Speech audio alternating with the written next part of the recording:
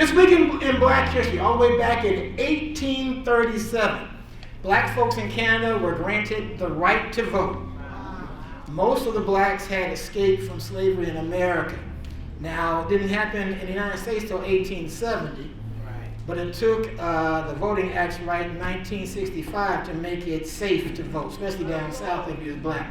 But we like Canada, don't we? Yeah. One of my favorite pops is Canada Dry. So, this week in Black history, all the way back in 1916, this young man, Marcus Garvey, arrived in the United States from Jamaica. Pastor Chan, I know you like that. He went on to build the largest black nationalist and self-help organization in the world's history. It's called the Universal Negro Improvement Association. The UNIA owned everything, owned itself. They owned bakeries, owned a shipping line called Black Star Shipping. They would ship different goods back and forth to Jamaica and Europe and other places. And it would develop chapters throughout major cities in the United States, Europe, Africa, and the Caribbean. He died way too soon, died at 52 years old. But he understood the fact, I know it's controversial, but he understood the fact that blacks should do what? Own themselves. If you don't own yourself, somebody's going to own you. Amen? Amen? This week in Black history, our final one happened in 1944.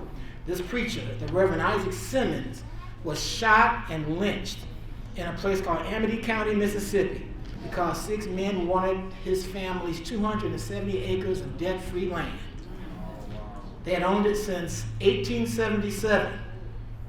And after he was murdered, his family was told to flee, and they did the area under the threats of violence. They went to his son's house that was also on his land and beat him up in front of his children. The men responsible for lynching him successfully stole the Simmons land and were never convicted for their crimes. Just so you'll know, that preacher, they say he talked too much and they cut out his tongue. Then they shot him, then they hung him. Then they took his land. The reality is that if we're not careful, those things can happen again. And so I know people want to erase what's happened in the past, the good and the bad, but it did happen.